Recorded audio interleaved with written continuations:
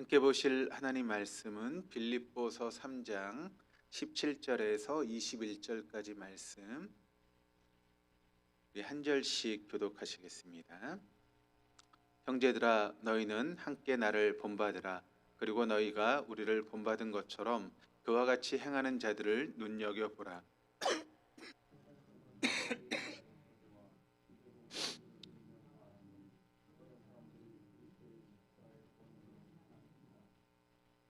그들의 마침은 멸망이요 그들의 신은 배요 그 영광은 그들의 부끄러움에 있고 땅의 일을 생각하는 자라.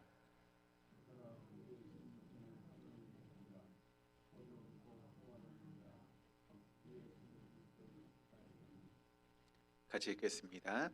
그는 만물을 자기에게 복종하게 하실 수 있는 자의 역사로 우리의 낮은 몸을 자기 영광의 몸의 형체와 같이 변하게 하시리라. 아멘. 시간 주님의 전에 나온 여러분들을 주님의 이름으로 축복합니다. 오늘 시간 하나님께서 우리에게 베푸시는 놀라운 은혜와 또 우리의 삶 가운데 동행하시는 역사가 이 시간 우리 모두에게 함께 하시기를 주님의 이름으로 축복합니다. 오늘 말씀을 보시면 18절 말씀이 상반절 말씀이 이렇게 시작을 하고 있습니다. 내가 여러 번 너희에게 말하였거니와 이제도 눈물을 흘리며 말하노니. 사실 빌립보서의 이제 주제 혹은 별명 가운데 하나는 무엇인가 하면 빌립보서를 이야기를 할 때 기쁨의 복음이다라고 그렇게 이야기를 합니다. 빌립보서가 여러분 아시는 것처럼 총 4장으로 되어 있는 그런 말씀인데 그렇게 길지 않은 그런 서신이죠. 그런데 이 4장밖에 되지 않은 빌립보 서신 가운데 무려 16번이 기쁨에 대한 그런 이야기를 하고 있기 때문에 그렇습니다. 그래서 이 빌립보서의 별명을 이야기를 할 때 기쁨의 복음이다라고 이야기를 하고 있습니다. 또 사도 바울이 지금 이런 말씀을 쓰고 있는 당시의 상황을 보게 되면 지금 로마의 감옥에 있는 그런 상태, 그러니까 몸이 자유롭지 않은 그런 상태 가운데 있죠. 그리고 그런 상태 가운데 있음에도 불구하고 우리가 빌립보 서신을 보게 되면 그가 전혀 흐트러지지 않은 채 빌립보에 있는 사람들에게 우리 그리스도인들이 누려야 될 것이 있다면 그것은 무엇인가 하면 기쁨이다라고 하는 것을 말하고 있습니다. 그러니까 사실 사도 바울의 그런 여건이나 상황을 보게 되면 전혀 기뻐할 수 없는 그런 상황 가운데 있죠. 그런데 사도 바울은 자신의 상황이 어떤 상황 가운데 처해 있든지 그런 상황 가운데도 사랑하는 빌립보 교회 성도들에게 우리가 그리스도인이 되었다면 우리가 누려야 되는 것은 무엇인가 하면 하나님 안에서 기쁨을 누리는 그런 삶이 되어야 된다라고 하는 것을 사도 바울이 강조하고 있습니다. 그러니까 지금 나의 상황은 전혀 기뻐할 수 없는 상황임에도 불구하고 사도 바울은 그 감옥 속에서도 기뻐하는 삶을 살 수 있었기에 사도 바울이 기쁨에 대한 이야기를 빌립보 교회 성도들에게 하고 있는 것이죠. 또 사도 바울은 이 빌립보서의 말씀을 통해서 자신의 삶이 포도주에 같이 그런 재물에 부어져서 하나님께 향기로 드려진 전제와 같다 할지라도 나는 기뻐하고 또 기뻐하고 기뻐하겠다라고 이야기를 하고 있습니다. 그러니까 이 빌립보서의 말씀을 통해 사도 바울은 진정 그리스도인의 삶은 무엇인가? 그것은 바로 기뻐하는 삶이다라고 하는 것을 말씀하고 있다는 것입니다. 그래서 빌립보서에는 이 기쁨이라고 하는 단어가 굉장히 많이 나오고 있습니다.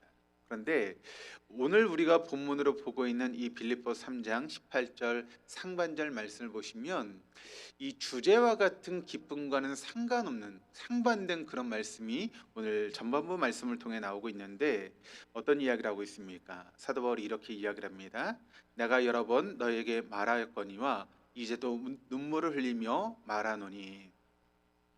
사도 바울이 지금 기쁨의 그런 복음을 이야기하는 과정 속에서 지금 나는 눈물을 흘리고 있다라고 그렇게 이야기를 하고 있습니다. 그러니까 어떻게 보면 이 빌립보서의 주제와 좀 맞지 않는 것 같은 그런 이야기를 지금 사도 바울이 하고 있다는 것이죠. 그런데 특별히 여기 눈물을 흘리다라고 하는 이 단어를 보게 되면 헬라어로 클라이오라고 하는 단어를 쓰고 있습니다. 그런데 이 클라이오라고 하는 단어의 의미는 어떤 의미인가 하면 심한 고통을 느끼며 소리내어 우는 모습. 예, 글자가 틀렸네요. 소리내어 우는 모습. 그것이 바로 클라이오라고 하는 단어의 그런 의미입니다. 누가복음 7장 말씀을 가보시면 장례에 대한 그런 부분이 나오고 있는데 제가 한번 읽어드리겠습니다. 그 후에 예수께서 나인이란 성으로 가실새 제자와 많은 무리가 동행하더니 성문에 가까이 이르실 때 사람들이 한 죽은 자를 메고 나오니 이는 한 어머니의 독자요 그의 어머니는 과부라. 그 성에 많은 사람도 그와 함께 나오거늘 주께서 과부를 보시고 불쌍히 여기사 울지 말라 하시고. 그러니까 누가복음 7장에는 어떤 말씀이 나오고 있는가 하면 예수님께서 나인성이라고 하는 그런 성을 향해서 가고 계셨습니다. 그리고 그 예수님 뒤에는 수없이 많은 사람들이 예수님을 뒤따라서 나인성으로 올라가고 있는 그런 장면을 지금 보여주고 있습니다. 그런데 반대로 나인성에서 내려온 한 무리의 그런 무리가 있었습니다. 그런데 그 무리는 어떤 무리인가 하면 상여 행렬이었다라고 하는 것을 우리에게 증거하고 있습니다. 그러니까 매우 대조적인 그런 모습이 나오고 있죠. 한 무리는 나인성을 향해서 예수를 휠두러 올라가고 있는 사람들이 있고, 또 한 무리는 나인성에서 이제 밖으로 내려오는 그런 사람들의 모습이 이제 교차되고 있는 것입니다. 게다가 그 상여의 주인공은 누구인가 하면 한 집안의 독자였고 또 그의 어머니는 과부였다라고 이야기를 합니다. 그러니까 그 말의 의미를 보게 되면 어머니와 아들이 두 명이 살고 있었던 그런 집인데, 그런데 그 독자가 그만 죽어버리고 말았다는 것이죠. 그러니까 홀로 남은 어머니가 지금 아들의 장례를 치르기 위해서 상여를 앞세우고 지금 장례의 행렬 가운데 내려오고 있는 것이죠.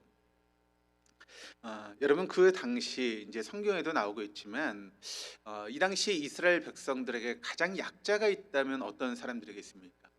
성경에서 가장 약자를 이야기를 할 때 누구를 소개하고 있는가 하면 과부, 또 고아, 그리고 객, 이제 나그네, 그 사람들을 가장 약자로 그렇게 표현을 하고 있습니다.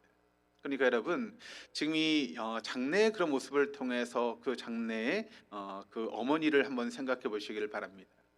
남편도 없이 그냥 아들 하나를 믿고 삶을 살아왔던 그 여인이 그 아들마저 지금 죽음을 맞이해서 세상을 먼저 떠내보내고 장례 절차를 치르고 있는 그 어머니의 마음이 어떤 마음이겠습니까? 우리가 흔히 하는 이야기 중에 이런 이야기가 있지 않습니까? 자식은 부모가 죽으면 산에 묻지만 부모는 자식이 죽으면 마음에 묻는다라고 하는 그런 이야기가 있지 않습니까? 그러니까 자식들에게 있어 부모가 죽으면 산에 묻을 수 있지만 부모에게 있어서 자식이 죽을 때는 여러분 항상 가슴에 묻고 항상 슬퍼하며 어려움을 당하는 것이 부모의 모습이라는 것이죠. 그런 것처럼 지금 장례를 치러야 되는 그 과부의 마음은 아마 찢어지는 그런 마음이었을 것이고, 뭐 기력조차 없는 그런 상태가 되었을 것입니다. 그런데 그런 여인을 향해서 주님께서 말씀하고 있는데 울지 말라라고 하는 그런 이야기를 하고 있습니다. 그런데 여기서 울다라고 하는 이 단어가 바로 앞에 나오는 클라이오라고 하는 그런 단어를 쓰고 있다는 것입니다. 그러니까 지금 사도 바울이 지금 18절의 말씀을 통해서 눈물을 흘리며라고 하는 이 말의 의미는 그냥 눈물 찔끔 흘리는 그런 정도의 그런 의미를 말씀하는 것이 아니라는 것이죠. 지금 사도 바울은 대성통곡하면서 울고 있다라고 하는 그런 의미로서 지금 이 눈물이라고 하는 단어를 쓰고 있다는 것입니다. 그렇다면 왜 사도 바울이 이렇게 대성통곡을 하면서 눈물을 흘리고 있겠습니까? 그 이유가 무엇 때문일까요? 지금 사도 바울이 자유를 잃어버린 채 감옥 속에 지금 영어의 몸이 되어서 감옥 속에 갇혀 있기 때문에 사도 바울이 그런 대성통곡하면서 지금 눈물을 흘리고 있는 것이겠습니까? 아니면 사도 바울이 이루어야 될 업적을 이루지 못하고 그것 때문에 지금 대성통곡하면서 사도 바울이 눈물을 흘리는 것이겠습니까? 아니면 갚아야 될 원한을 갚지 못해서 그런 분노의 눈물을 지금 사도 바울이 흘리고 있는 것이겠습니까? 바울이 눈물을 흘리고 있는 이유에 대해서 사도 바울이 18절 하반절 말씀을 통해서 우리에게 증거하고 있는데, 우리 한번 읽어보도록 하시겠습니다. 같이 읽겠습니다. 여러 사람들이 그리스도의 십자가의 원수로 행하느니라. 그러니까 사도 바울이 지금 대성통곡을 하면서 눈물을 흘리는 까닭은 무엇 때문에 눈물을 흘리고 있는가 하면 많은 사람들이 그리스도의 십자가의 원수로 행하고 있기 때문에 그 모습을 바라봤던 사도 바울이 지금 대성통곡하면서 눈물을 흘리고 있다라고 하는 것을 지금 증거하고 있는 것이죠. 사실 여러분, 사도 바울의 삶 자체를 우리가 보게 되면 예수를 만나기 전에 사도 바울의 삶은 어떤 삶이었습니까? 바로 사도 바울이 이야기하고 있는 것처럼 그리스도 십자가의 원수의 삶을 살아왔던 것이 여러분 사도 바울의 삶 아니었습니까? 그래서 예수를 믿는 사람들을 잡아오고 또 그들을 죽이는데 앞장섰을 뿐만 아니라 그와 같은 일이 마땅한 일이고 하나님께서 원하시는 일이다라고 하는 그런 마음을 가지고 살았던 것이 바로 사도 바울이었다는 것이죠. 그는 십자가가 우리에게 있어서 수치의 상징일 뿐만 아니라 어떤 의미에서 구원의 상징이라고는 단 한 번도 생각해 본 적이 없는 것이 바로 사도 바울의 모습이었다는 것입니다. 우리가 계속해서 말씀을 나누고 있지만 그래서 사도 바울이 붙잡고 또 붙잡기를 원했던 여러 가지 것들이 있습니다. 그것이 무엇이었죠? 태어난 지 8일 만에 할례를 받았고 또 이스라엘 족속과 베냐민 지파였던 것을 사도 바울은 자랑했습니다. 그 말의 의미는 사도 바울이 정통 유대인이었다라고 하는 그런 의미죠.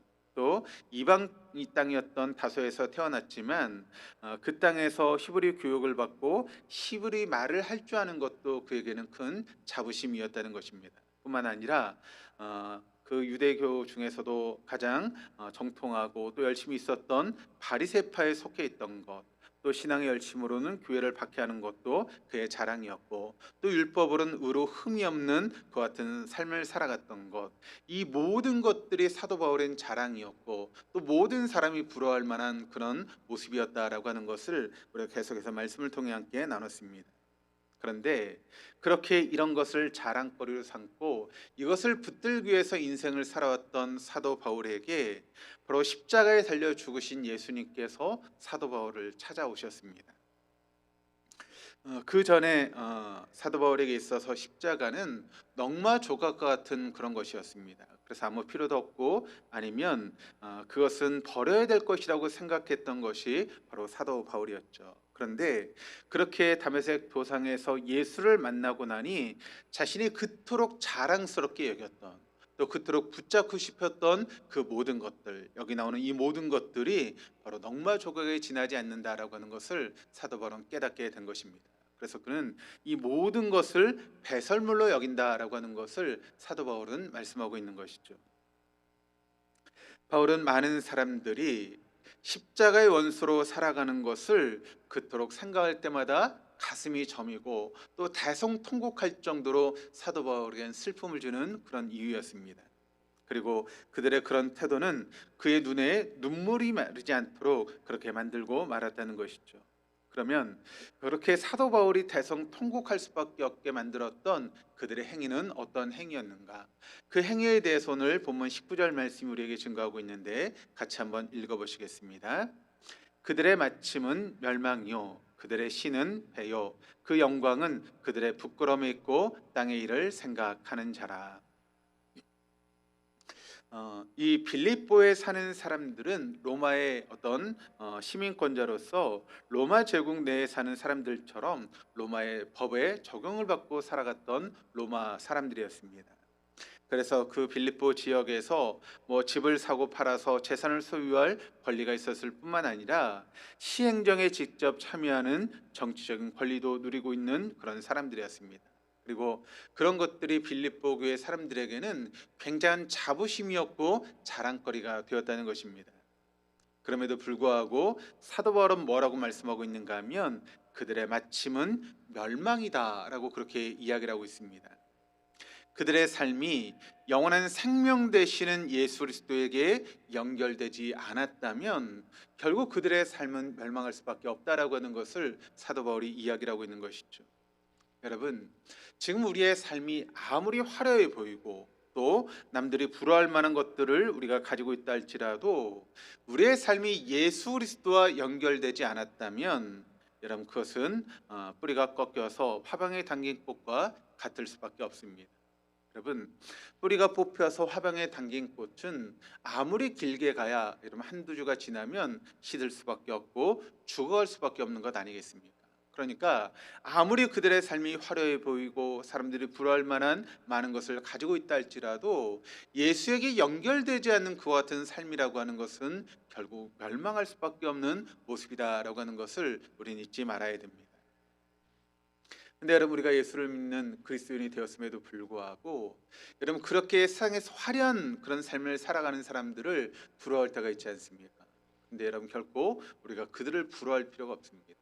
그들이 아무리 화려한 삶을 산다 할지라도, 그들이 아무리 많은 것을 누리고 있다 할지라도, 또 아무리 많은 힘을 가지고 있다 할지라도 그들이 예수와 연결되지 않았다면 그들의 마침은 결국 멸망일 수밖에 없는 그런 한시적인 삶을 살고 있기 때문에 그렇습니다. 또 하나님께서 그저 후 한번 부시면 그들이 가지고 있는 재산이 되었든 건강이 되었든 명예가 되었든 권세가 되었든 그 무엇이 되었든 한순간에 사라질 수밖에 없는 것이 바로 세상적인 것이기 때문에 그들이 가지고 있는 것을 부러워할 필요가 없는 것이죠. 그뿐만 아니라 십자가의 원수로 살아가는 사람들은 수치스러운 것을 영광으로 생각하고 있다라고 그렇게 이야기를 하고 있습니다. 그리고 그들은 그것을 자랑 아닌 것을 자랑으로 여기는 그런 삶을 살고 있었다는 것이죠. 각 도시마다 그 성을 지키는 수호신이 있다라고 그 당시 이제 로마 제국에 있는 사람들은 생각했습니다. 그래서 성마다 그 성을 지키는 수호신을 섬기는 그런 신전이 있었습니다. 그리고 그 신전에는 신들을 섬기는 여제사장들이 있었는데 그들의 역할은 무엇이었는가 하면 대부분 공창이었습니다. 그러니까 신전에서 제사장들이 제사를 드릴 때 다산과 풍년을 기원하기 위해서 여사제들과 그 제사장들이 어떤 일을 했는가 하면 성행위를 했습니다. 그리고 낮에는 그렇게 제사를 섬겼고 이제 밤이 되면 그 여사제들이 이제 어디로 내려오는가 하면 마을로 내려옵니다. 그러니까 신전에 항상 높은 곳에 위치해 있었기 때문에 마을로 내려와서 어떤 일을 했는가 하면 매춘 행위를 했다는 것이죠. 그리고 그 매춘을 해서 벌어들인 돈을 신전에 바치는 것, 그것이 바로 여사제들에게는 가장 자랑스러운 그런 부분이었다라고 하는 그런 이야기들이 있습니다. 그러니까 그런 삶을 지금 이 사람들이 살아오고 있었다는 것이죠. 그러면서 그런 삶이 얼마나 부끄러운 삶인지를 그들이 생각하지 못하고 그저 그런 일들을 자랑스럽게 여기고 있는 이 빌립보 사람들의 모습을 사도 바울이 지금 이야기하고 있는 것입니다. 여러분 요즘 문화라고 하는 그런 이름을 통해서 얼마나 여러분 퇴폐한 그런 문화들이 우리 주변에 많이 있습니까? 그런데 마치 그런 문화를 누리고 살아가는 것이 마치 문화에 적응을 하고 앞서가는 사람인 것처럼 생각하는 경향들이 얼마나 많이 있습니까? 정말 자랑할 수 없는 그런 일임에도 불구하고 마치 그것이 자랑인 양 자랑스러워하는 그런 사람들을 우리가 발견하게 된다는 것이죠. 그것이 오늘 이 빌립보 사람들의 모습이 우리의 모습 가운데 투영되고 있는 것은 아닌가라고 하는 그런 생각을 하게 되었습니다. 그런데 사도 바울은 뭐 어떤 이야기를 하고 있는가 하면 이런 사람들을 향해서 뭐라고 이야기를 하고 있습니까? 그들은 땅의 일을 생각하는 사람들이다라고 그렇게 이야기를 하고 있습니다. 그들의 그런 삶은 하늘의 일을 생각하는 사람들의 삶과는 너무 거리가 먼, 너무 차이가 나는 그런 삶의 모습이라는 것이죠. 이런 사람들은 무복음주의자이라고 할 수 있습니다.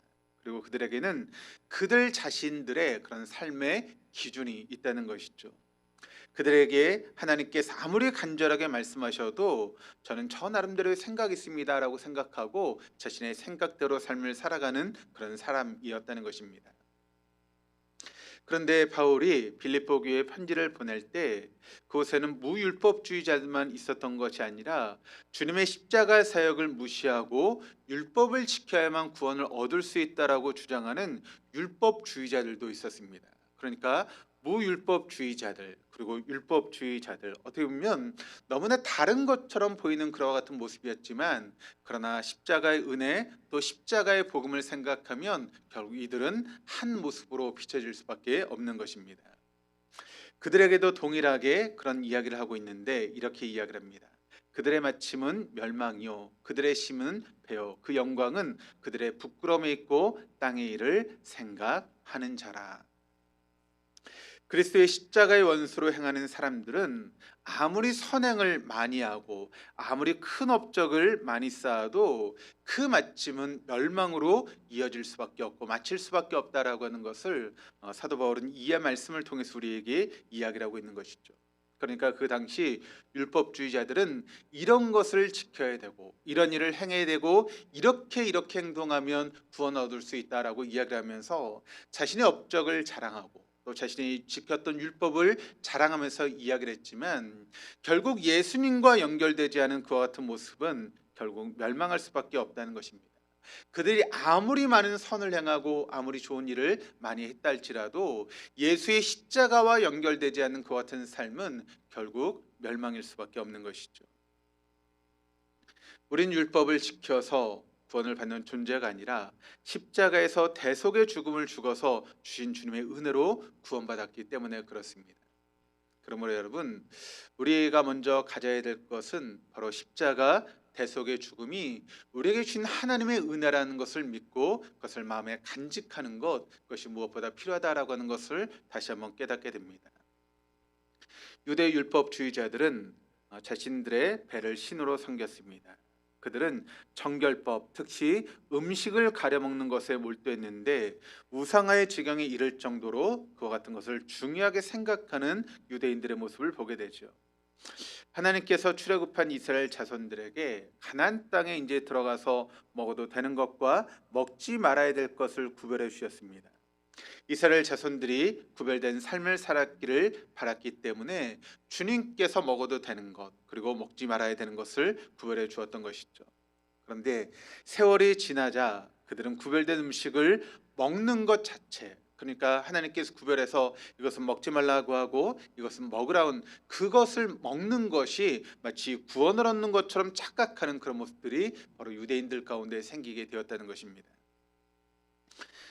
우리가 신약 성경을 보시면 베드로가 요바에 있는 무두장의 집에서 머물 때가 있었습니다. 그런데 그 무두장이 시몬의 집에 머물 때 베드로가 기도하기 위해서 지붕에 올라갔을 때 그 환상을 보게 됩니다. 어떤 환상을 보게 되는가 하면 하늘에서 네 발 달린 짐승, 그러니까 기어다니는 짐승, 공중에 나는 짐승의 그런 모습들이 보자기 같은 그릇에 달려서 하늘에서 내려오는 그런 환상을 사도 베드로가 보게 된 것입니다. 그때 하나님께서 베드로에게 뭐라고 말씀하고 있는가 하면 그것을 잡아먹으라라고 하는 그런 이야기를 베드로에게 하시죠. 그러자 베드로는 어떤 이야기를 하고 있는가 하면 사도행전 10장 14절 말씀을 통해서 이런 이야기를 하고 있습니다. 주님, 절대로 그럴 수 없습니다. 저는 속되고 부정한 것은 한 번도 먹은 일이 없습니다라고 단호하게 말했습니다. 그러자 하나님은 하나님께서 깨끗하다라고 말하는 것을 왜 네가 속되다라고 말하느냐라고 그렇게 말씀하고 계시죠. 그런 일이 3번 있은 뒤에 그 그릇은 다시 하늘로 들려 올라가게 됩니다. 베드로는 사도였고 또 3년의 그런 공생의 시간 동안 주님께 선포하셨던 말씀을 듣고 주님과 함께했던 그런 사람이었습니다. 그럼에도 불구하고 음식에 관한 정결의 법을 떨쳐버리기가 쉽지 않았다라고 하는 것을 그와 같은 모습을 통해서 우리가 발견하게 되는 것이죠. 율법주의자들은 레위기 법에 몰두하다 정작 중요한 그리스도의 그런 십자가의 은혜를 놓치고 말았습니다. 때로는 여러분, 교회에서 그런 일들이 종종 벌어질 때가 있지 않습니까? 어떤 교회에서 우리 나름대로 정한 그런 기준들, 또 우리가 생각하는 신앙의 모습이라고 생각하는 것을 가지고 자꾸 다른 사람에게 그것을 적용하고 이래선 안 돼, 저래선 안 돼라고 그렇게 이야기하는 경우들이 많이 있습니다. 근데 그것이 때로는 우리가 사랑을 바탕으로 한 이야기라면 괜찮지만 사랑이 없이 그저 누구를 책망하고 정죄하는 모습으로 그와 같은 이야기를 한다면 그것은 결코 하나님이 원하시는 모습은 아니다라고 하는 것을 우리는 잊지 말아야 됩니다. 아무리 여러분 뛰어난 그런 법이라 할지라도, 아무리 뛰어난 기준이라 할지라도 하나님의 사랑보다 더 위에 있는 기준은 있을 수 없다라고 하는 것을 우리는 잊지 말아야 하는 것이죠. 오늘날 금주와 금연은 그리스도인들이 갖춰야 될 자세이지만 그것 자체를 구원과 직결한다라고 하는 것은 십자가의 원수로 행하는 것임을 우리가 잊지 말아야 됩니다. 금주 금연은 우리 그리스도인들이 하는 그런 모습이지만 마치 그것을 하면 우리가 구원을 못 받는 것처럼 이야기하는 것은 십자가의 은혜를 무시하는 그런 행동이다라고 하는 것을 우리가 알아야 되는 것이죠. 제가 금주 금연만 이야기를 했지만 그 모든 것을 뛰어넘어서 우리가 행동하고 또 기준으로 삼는 그런 모든 것들이 십자가의 은혜보다 위에 있을 수 없다라고 하는 것을 여러분 결코 놓치지 마시기를 바랍니다. 또한 율법주의자들은 부끄러운 것을 영광스럽게 생각했다라고 19절에 이야기를 하고 있습니다. 그리고 그들이 부끄러운 것은 무엇인가 하면 바로 할례를 가리키는 것입니다. 할례의 본래 의미를 생각하지 않고 할례 자체를 마치 구원의 어떤 그런 모습으로 생각하는 그런 모습들이 있었다는 것이죠. 그렇게 생각하는 사람들에게 사도 바울은 이미 3장 2절 말씀을 통해서 뭐라고 말씀하고 있습니까? 이렇게 이야기를 하고 있습니다. 개들을 상가고 행악하는 자들을 상가고 몸을 상해한 이를 상가라. 개, 그리고 행악하는 자, 그리고 몸을 상해하는 자는 율법주의자들을 의미하는 그런 이야기입니다. 고대 헬라 로마 세계에서 유대인들의 할례는 놀림거리가 되었습니다. 당시 운동 경기를 할 때는 몸을 이제 옷을 전부 다 벗은 상태에서 운동 경기를 했을 뿐만 아니라, 우리가 이제 로마의 그런 이제 유적지들을 보게 되면 그 유적지들 중에 항상 발견되는 것이 무엇인가 하면 목욕탕이 항상 발견됩니다. 그러니까 이 로마의 그런 문화 중에 가장 뛰어났던 문화가 어떤 문화인가 하면 목욕탕 문화가 굉장히 발전되어 있습니다. 그래서 그 목욕탕에서 어떤 정치적인 이야기를 하고 또 어떤 사회적인 이야기라든가 그런 모든 이야기들이 목욕탕에서 주로 이루어지게 되었다라고 하는 것을 이제 보게 되죠. 그런데 우리가 목욕탕에 들어가면 어떻게 됩니까? 몸을 다 옷을 벗고 알몸으로 들어가지 않습니까? 그런데 그때 유대인들이 할례를 받는 그런 모습을 보게 되면 이방인들에게 웃음거리가 되었다는 것이죠. 그것을 지금 이야기하고 있는 그런 내용입니다. 그러나 율법주의자들은 할례 그 자체를 자랑스럽게 여기고 있었다는 것이죠. 그런데 그럼 할례라고 하는 것이 무엇이 중요합니까? 할례라고 하는 것은 하나님께서 왜 할례를 이스라엘 백성들에게 명하셨는지, 할례 받은 백성들은 어떠한 삶을 살아야 되는지를 생각하지 않고 그저 할례만 받았다라고 하는 것을 자랑스럽게 여긴다면, 바울은 그것을 십자가의 원수로 행하는 것이다라고 하는 것을 우리에게 이야기하고 있는 것이죠. 그러니까 예를 들어서 한번 이렇게 생각을 해보시길 바랍니다. 하나님께서 저를 이제 목회자로 세우셔서 저를 안수하시고 목사로 세우셨습니다. 그런데 목사로 세운 그 자체가 막 제가 자랑스럽게 생각하고 그 목사가 되었다라고 하는 것을 사람들에게 막 떠벌리고 다니면서 전혀 믿음과 상관없는 그런 삶을 살아간다면 여러분 어떤 모습이겠습니까? 그것이야말로 십자가의 은혜를 무시하는 그런 행동이 되는 것입니다. 하나님께서 저를 목사로 세우셨다면 그 목회자로서 하나님께서 원하시는 삶의 모습이 있지 않겠습니까? 그러면 목사로서 그런 삶을 살아가는 것이 중요한 것이지 목사라고 하는 타이틀이 중요한 것이 아니라는 것입니다. 만약 제가 목사라는 타이틀을 가지고 목사답게 행동하지 못한다면 그것은 결국 하나님의 영광을 가리는 것이 되는 것이겠죠. 그러므로 우리가 어떤 모습을 가지고 있고 어떤 직분을 가지고 있고 그와 같은 것이 중요한 것이 아니라, 그와 같은 직분을 주시고 우리를 그런 삶의 자리에 세우셨다면 그 삶의 자리에서 우리가 어떤 삶을 살아가고 또 하나님께서 그 자리를 우리를 두신 그 이유 가운데 내가 그에 합당한 삶을 살아가는가 아닌가라고 하는 것이 중요한 것이지, 내가 어떤 직분을 가지고 어떤 위치에 있다라고 하는 것이 결코 중요하지 않다라고 하는 것을 우린 놓치지 말아야 하는 것입니다. 바울은 무복음주의자들 또 무율법주의자들의 방종하는 삶과 또 율법주의자들이 자기 고집에 매여 있는 것을 보면서 오늘 말씀을 통해서 카이오스, 통곡한다라고 그렇게 이야기를 하고 있습니다.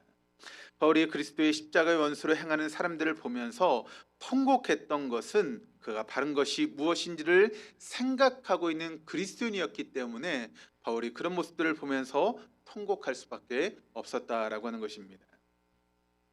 바울의 이런 모습 앞에 우리의 모습은 어떠합니까? 우리는 정말 사도 바울처럼 바른 기준을 가지고 다른 사람을 보면서 그들을 위해서 통곡하는 그런 모습들이 혹시 우리 안에 있습니까? 아니면 무복음주의자들, 무율법주의자들 아니면 율법주의자들처럼 그저 방탕한 그런 삶을 살아가고 자신들의 그런 기준을 세워서 정말 그렇게 삶을 살아가므로 십자가 그 은혜를 무시하는 그런 삶을 우리가 살고 있는 것은 아닌가, 다시 한번 우리의 삶을 돌아봐야 할 것입니다. 그래서 시편의 기자는 우리에게 이렇게 고백을 하고 있습니다. 그들이 주의 법을 지키지 아니하므로 내 눈물이 시냇물같이 흐르나이다. 시편 기자는 다른 사람들이 하나님의 말씀을 지키지 않는 것이 자신의 눈에서 눈물이 끊어지지 않는 그 같은 모습이다라고 그렇게 이야기를 하고 있습니다. 말씀을 지키지 않는 사람이 말씀을 지키지 않는 사람을 보고 우는 법은 없습니다. 여러분, 나도 말씀을 지키지 않는데 주변의 말씀을 지키지 않는 모습을 보면서 운다라고 하는 것은 말이 되지 않죠. 그것은 우리가 자기 합리화의 구실로 삼습니다.